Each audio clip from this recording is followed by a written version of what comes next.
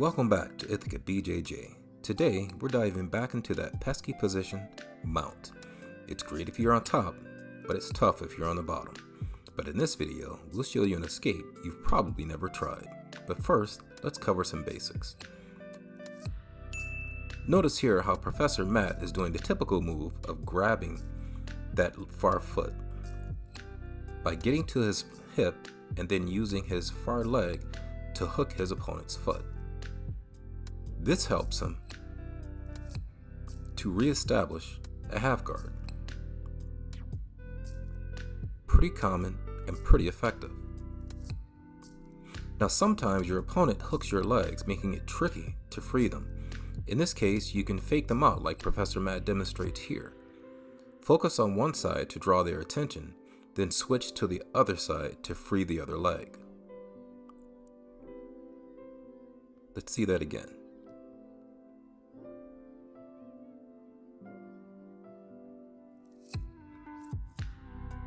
So it keeps him busy on one side and then switches to the other side.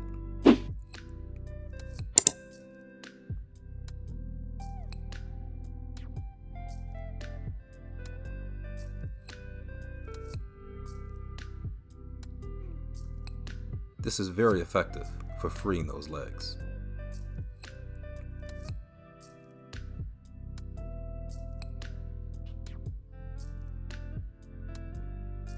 Now here's that half guard reestablishment from another angle.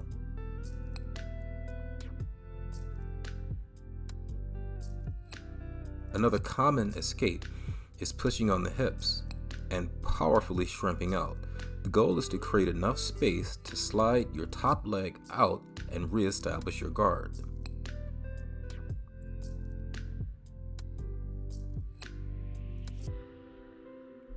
Once you get that leg out, you're in the beginnings of a guard.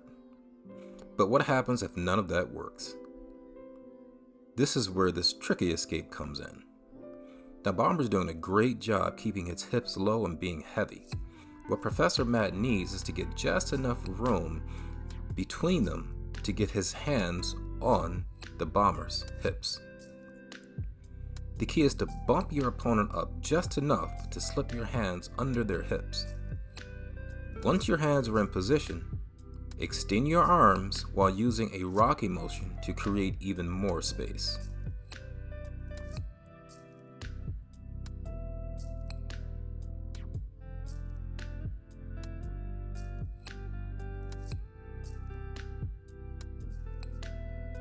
Now this is me and Professor Matt. I can get to mount, but I've always had such a difficult time staying there until he actually gave a class on this escape. So let's break this down further. Bomber's being pretty heavy. We're gonna do just a little quick bump, just enough to get our hands on his hips. Once you get your hands under, you're going to extend your arms out and push down towards his hips. Then you rock side to side to free your knees and reestablish your guard. Let's watch that again. Get your hands down on the hips, push downward, and rock your legs back and forth as you push your opponent away. This makes it very difficult to maintain that mount position. Now what he's explaining here is that your legs may be pushed together, but you need to extend them as you're pushing your opponent and getting him off of you. So what he's illustrating here is, well, taking off a pair of skinny jeans. Now I don't wear skinny jeans, but to each his own. But that's how you can think of getting out of this escape.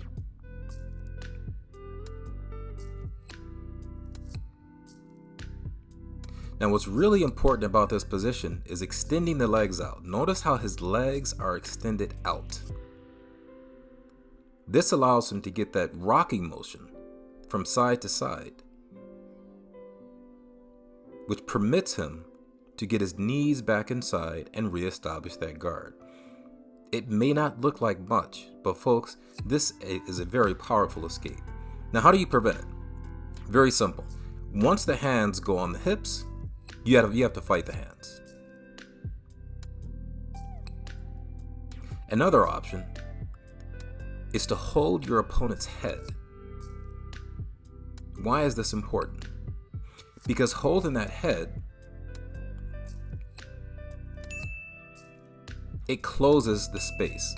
It makes it nearly impossible for your opponent to get enough space to escape.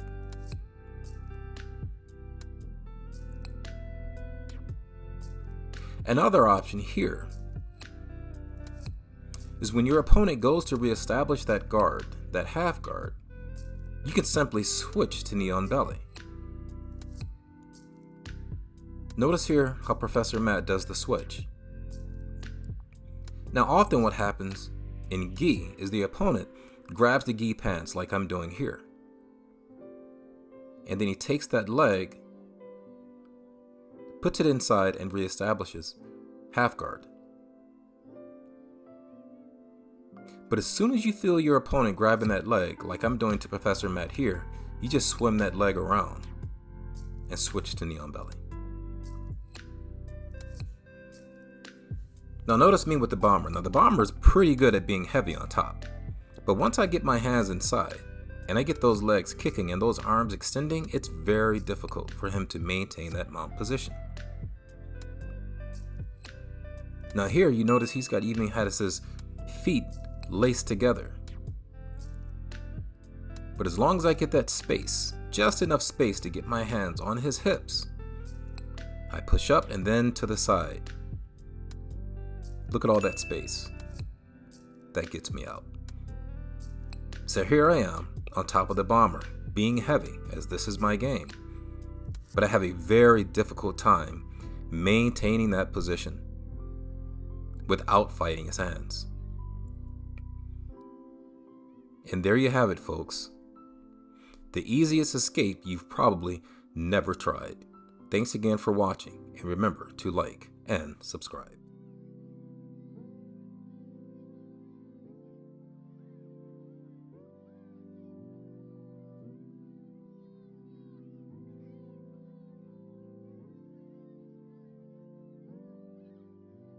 Welcome back to Ithaca BJJ. In the last video, we showed you how to dominate from side control with crushing pressure. But what if you're the one that's stuck underneath? Then this video is for you. Let's get started. Now remember, from the last video, we talked about this Kesa position and Professor Matt's pulling on the arm and closing that space. And again, this position here, where his head is low. This makes it extremely difficult to escape this position. However, this is a battle that you can win. So the first thing we want to do is get that outside arm back inside. And then we want to deal with the head. Now, why do we want to take care of that right arm first? Because if not, a good Jiu Jitsu player is going to get that arm between his legs and go for something like this, a reverse triangle.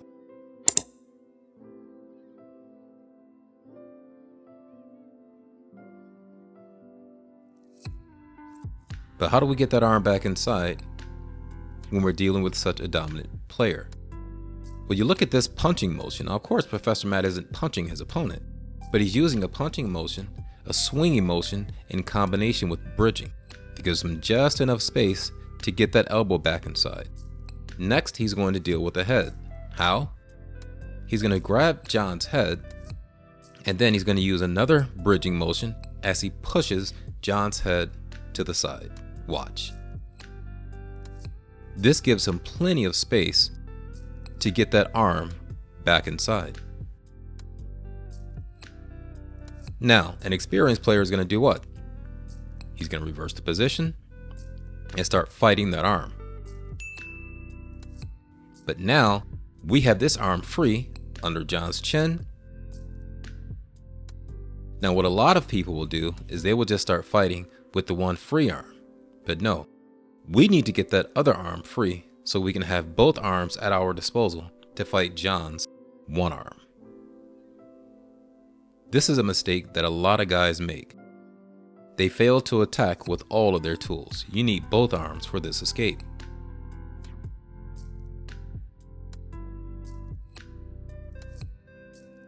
Now, if you remember here, what I mentioned last time is that a lot of people will use that arm to block Professor Matt's hip. But it's John's arm against Professor Matt's arm, his hip, and his leg. That is not a battle that he can win. Instead, we need to get that arm and that hand in the fight to escape.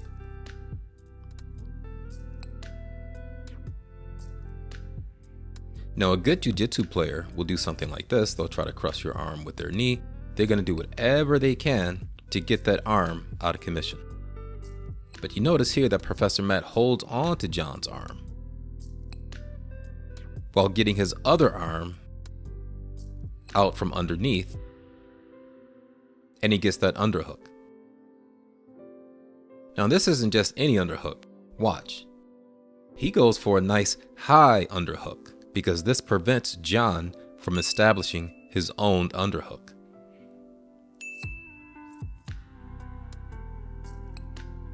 From here, Professor Matt can get to his knees and start going for the back.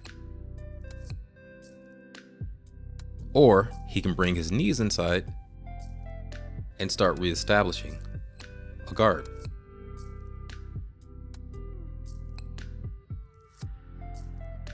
Now here's John doing the same thing. He's going to push on Professor Matt's head. Look at all that space he gets. And then he immediately gets his arm under his chin. Professor Matt reverses position. And then you notice John getting that hand of his free so he can start attacking Professor Matt's arm as he's bridging away. Now John goes for a lower underhook here, and even though Professor Matt gets his own underhook in, John has managed to get his hips so far away that he can hook that foot. This can bring him to his knees, or he can do a sweep. Now this is another easy escape that a lot of people miss. As your opponent reverses position, you can catch them during the reversal, push on their shoulder, and reverse them instead. Now again, this is where a lot of guys lose this battle. Someone like John is going to try to block that arm, but you need to fight to keep both of these arms in the battle. Now timing is important here. What we want to do is we want to catch our opponent just as he attempts to go for our head again and grab him behind his elbow. Watch.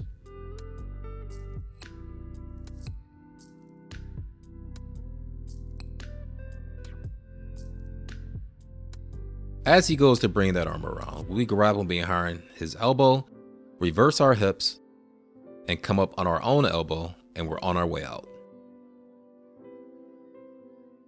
In this case, we're going to use his aggression against him.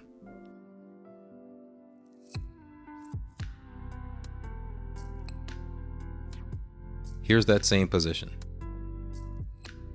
You see that? We're going to get that arm out and we're going to keep fighting, and there's the reversal. Some guys get really aggressive in this position, and we can use that aggression against them. Now sometimes if you have a player who's really heavy, you can use your legs to give you momentum as you're coming up and grabbing the back of their elbow. And then you're simply going to scoot your way out, as Professor Matt just did here. So here's John working on that same position.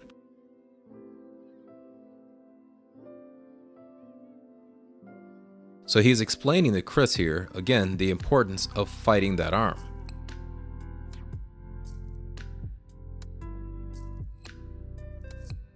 And now, John is going to bring his arm on the outside and reverse. Come up and start going for the back take.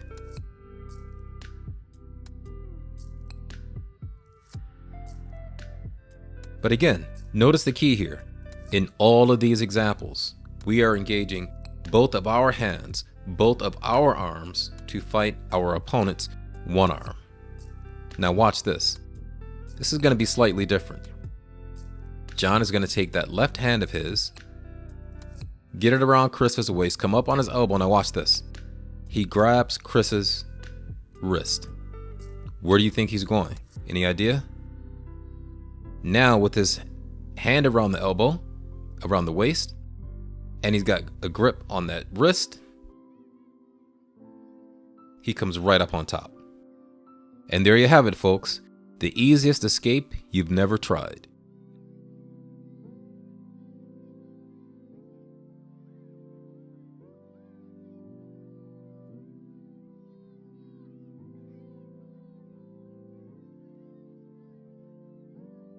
Welcome back to Ithaca BJJ.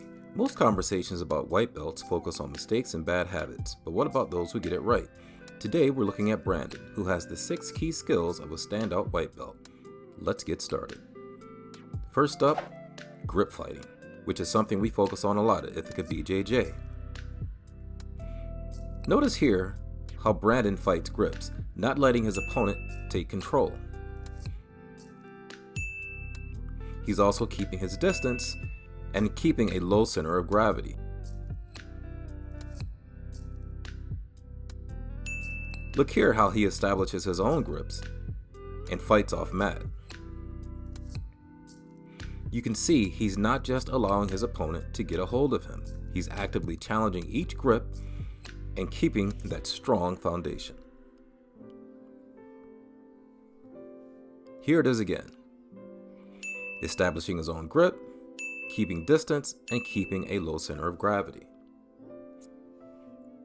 We notice a pattern here. Look how close his elbows are, and his hands are close to his lapel, protecting his neck area.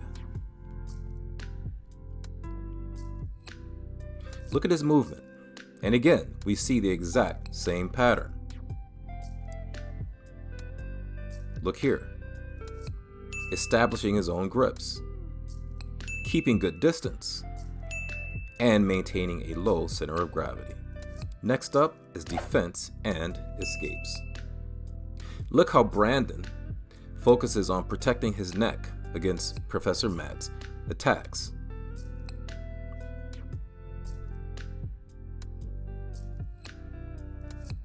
Here's another example. Notice right here how he's attacking that choking arm and protecting his neck in the process.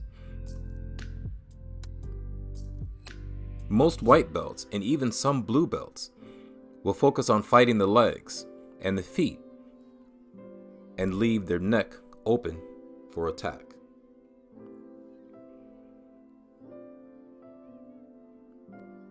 Look here how Brandon rolls out of an ankle attack. Now remember, Brandon's only been training for 8 months, and he has no prior grappling background. He just happens to be a really good student.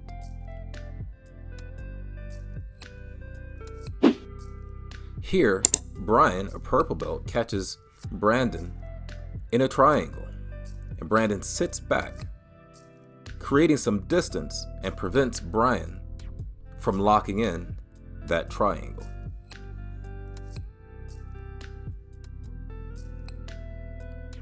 Here's another example.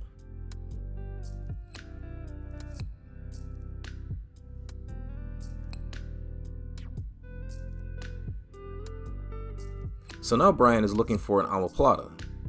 Now Brandon's defense isn't perfect, but he's on the right track.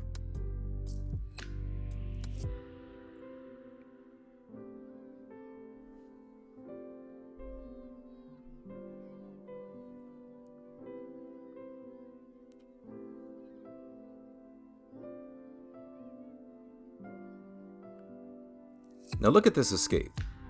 Nolan, the white belt on top, has been practicing his downward pressure, and he has pretty good pressure on Brandon, but Brandon has something in store for him. Look at this slick escape. Let's watch that again.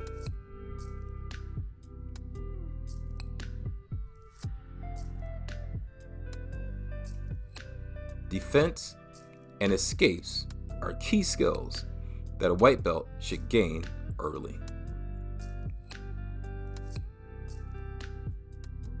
Now here, Brian is looking to pass Brandon's guard and get to side control.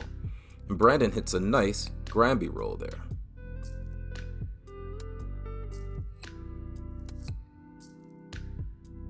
And here comes that escape again. This is one of Brandon's favorites. The next key skill, knowing when to tap. Common among white belts is fighting way too long and getting themselves injured. It's important to know when to tap so that you can keep training and keep gaining skills.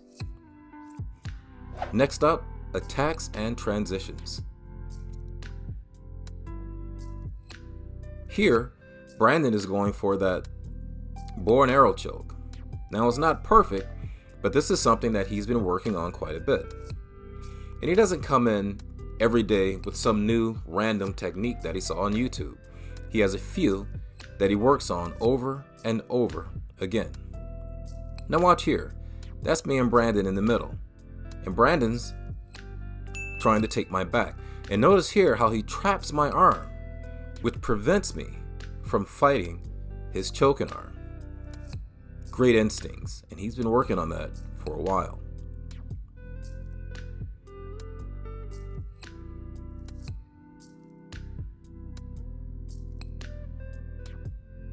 Now here, it's not a perfect technique, but Brandon goes for Professor Matt's back with this crab ride. And he eventually gets there. Another one of his favorites that he's been working on for a while. And stay tuned, folks, because at the end of this video, I'm going to reveal the number one skill that every white belt must possess if they're going to become good in Jiu Jitsu.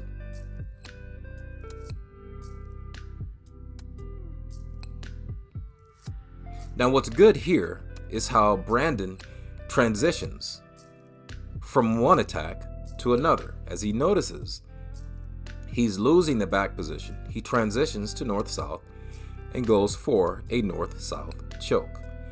Usually what we see with white belts and even some blue belts is they hold on to a submission long past its due date. And their opponent gets out and reverses them. Or worse, submits them. Here's another good example of proper transitioning. He's going for the back. Wes, the blue belt, gets to his side. So Brandon tries to gift wrap him. But now we see Wes moving back to his back. So Brandon transitions to a reverse Kesa. And Wes is going for something that he does often. He's going to wrap Brandon up and attempt to roll him. But watch this. Brandon catches it and he shifts his body weight to a standard side control position and applies pressure. Great job, Brandon.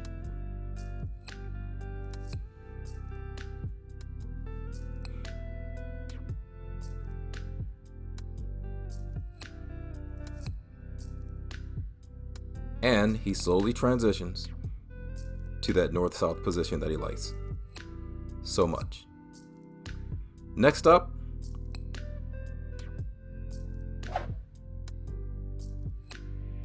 positional awareness.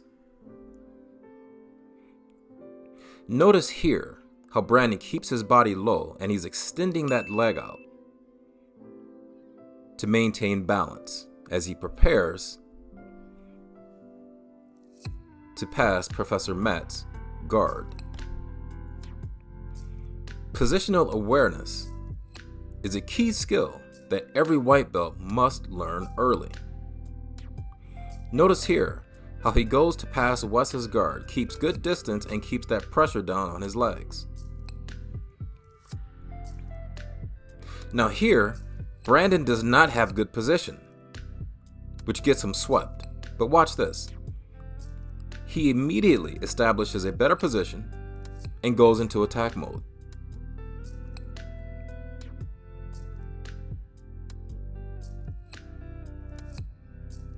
Here we see him looking for an X guard. It's not perfect, but again, he's still learning, and he's learning well.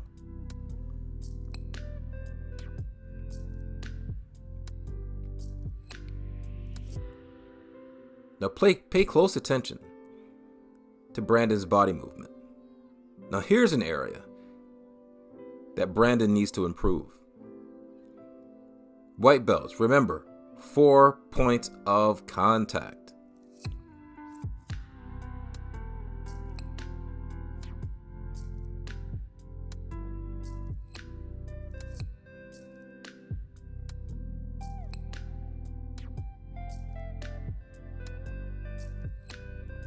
Now this is where not having 4 points of contact really costs him. Look at that hand, out there all by itself. And what Brandon is attempting to do here is to get to the back, but he's not able to get there because he's not controlling that left arm. And Brandon came up to me in class the other day and says, "Hey, I love the short video about 4 points of contact. I've been working on that a lot now."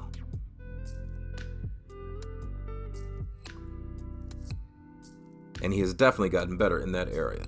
Now here Brandon is in mount.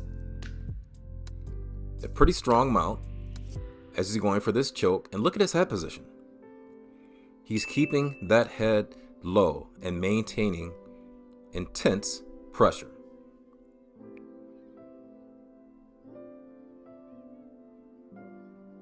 Again, positional awareness, a key skill that every white belt should learn early on in their jiu-jitsu journey. You see that? He catches that arm and he has the beginnings of a head and arm choke. He hasn't quite figured out exactly how to get there, but he will. But just having that awareness is key. And now, the number one skill required for every white belt, being coachable.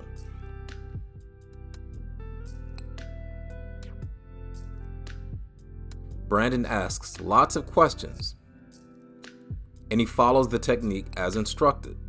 And then we'll see him 1 or 2 rows later working that technique over and over again. Folks, being coachable is the absolute number one skill in just about any endeavor. And there you have it, a white belt who gets it right. And those are the 6 key takeaways, key skills needed for white belt success.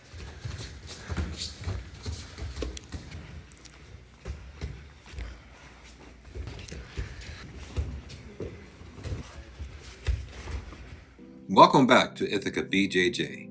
Remember that large, aggressive white belt that's so difficult to handle? You might call him Jeff, or Bob, or Bill. Well, I call him Rafi. That's the guy in the green gi. And today, we're going to watch Professor Matt deal with this large, aggressive white belt. Rafi is about 230 pounds, and he's been training with us for a while. And though he's gained some skills, well, he's still that aggressive white belt. And he uses his strength and his power to great advantage.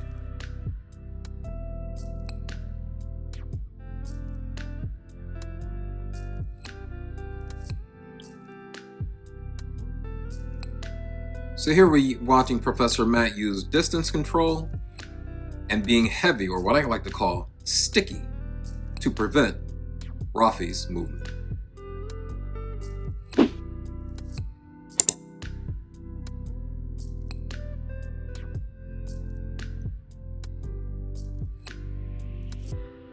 Now, the thing that Rafi that is doing well here is that he's getting his own grips. We have some grip fighting going on here. But while Professor Matt is establishing his grips, Rafi is also establishing his own. Good job, Rafi.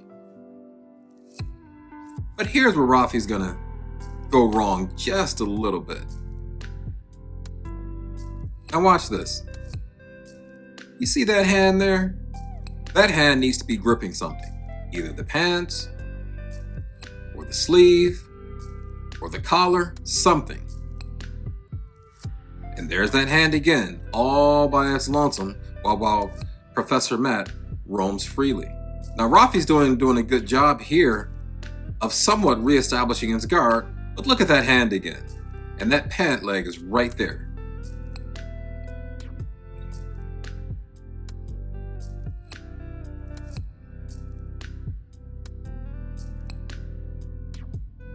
So we see Professor Matt here using knee on belly to help control Rafi's movement. And again, he's applying the pressure and controlling the distance. Rafi really has nowhere to go here.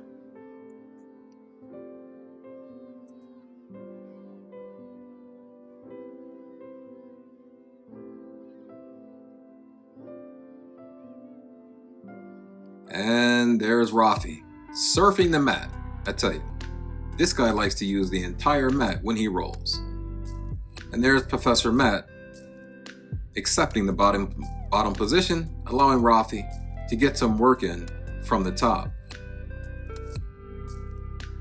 So Professor Matt is going for something interesting here. It's an interesting back take from the De La Hiva that we actually worked on this day. I haven't made that video yet, but it's pretty cool. And if you want to see it, you want to hear about it, make sure you like and subscribe to be informed when that video is released.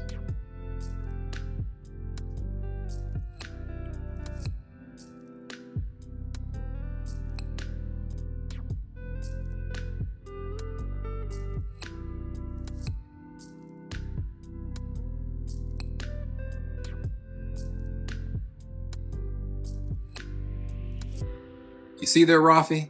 Instead of surfing the mat, you've got to establish your grips, buddy. Remember, 4 points of contact, 2 feet, 2 hands.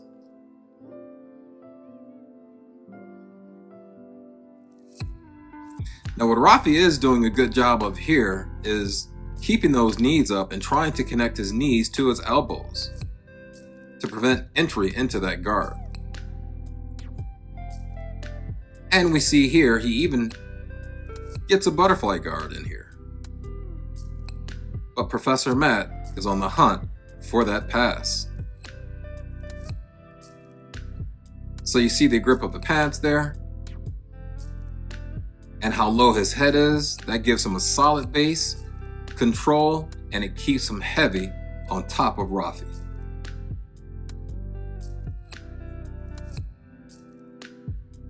And so what Professor Matt is looking for here is to take that leg and push it backwards and either hit that back step or even a knee cut. And we know that he has control over on the other side of the belt. But fortunately for Rafi, time ran out. Thanks again for watching Ithaca BJJ. And remember to control those wild, heavy white belts, close the distance, and apply pressure. Thanks again. Remember this big aggressive white belt? Well, today is a special video because this guy learns an important lesson. And welcome back to Ithaca BJJ. Today illustrates how feedback and listening can help a person progress in their jiu-jitsu. Because you remember Rafi, that big aggressive white belt, and if you remember from that video, he had a habit of what? Rushing in without thinking. And you'll notice today that Rafi has slowed down and become a lot more deliberate in his jiu-jitsu practice. Rafi is growing. So you notice here there's no explosive movements, no crazy aggression. He's very methodical, very deliberate.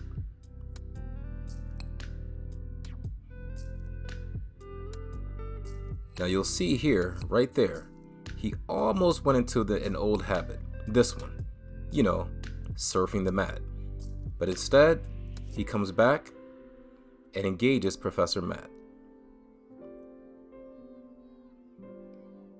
And look here, Rafi is no longer that spazzy, aggressive white belt. He's now a fresh blue belt.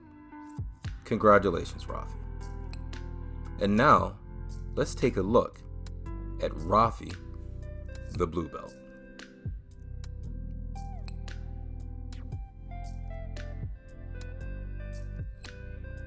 This is Rafi rolling with Professor Matt just after getting his blue belt. Notice here how he keeps his head low, his body tight, and he keeps himself heavy. Rafi's learning how to use that pressure. Also, notice here, Professor Matt has pretty strong grips, but Rafi is also maintaining his own grips and not allowing Professor Matt to just run free. And although he does a pretty good job at first staving off this omoplata, he loses the battle. But something else happens here. Do you see it? There's an omoplata there, Rafi. Unfortunately, he didn't catch that one. Now notice here how Rafi is using his arms to slow Professor Matt's progression instead of exploding and going crazy. Now this is something special here. Professor Matt is going for that choke. And look here. You see that? Rafi gets his knee inside. He also rotates his head towards the choke, and he actually gets out of it. Now here's Rafi going with another one of our blue belts, Wes. And there's some impressive technique here. There's nothing flashy or highlight reel worthy. This is all just basic fundamentals, which unfortunately in the YouTube era, a lot of that is lacking when we're looking at white belts. Look how he's got his arm in tight, wrapped tight around that head. And he's using this hand to grab that shoulder. He's keeping his head low and tight to his opponent's body, and he's using that leg to block Wes's hip to prevent him from recovering guard. This, folks, is basic fundamentals. And then you notice here how he uses his hand to continue to block Wes's hip. Good job, Rafi. But we're all human, and Rafi's going to make a little mistake here. A mistake that Wes is going to make him pay for. Wes does a great job getting that left arm to the underhook position, and let's see if you can catch what Rafi does wrong here. Do you see it? Yep, he's too high. And Wes comes up on top. But check this out. Rafi does an awesome job dropping down into that De La Riva. And he hits Wes with something that surprised all of us. And he got big cheers in the gym when he hit this. Look at that. Bam! Rafi kisses the dragon. Let's see that again. Folks, if you want to advance in Jiu Jitsu, learn how to take feedback and to learn from your mistakes, like Rafi did. Thanks again for watching, and remember to like and subscribe.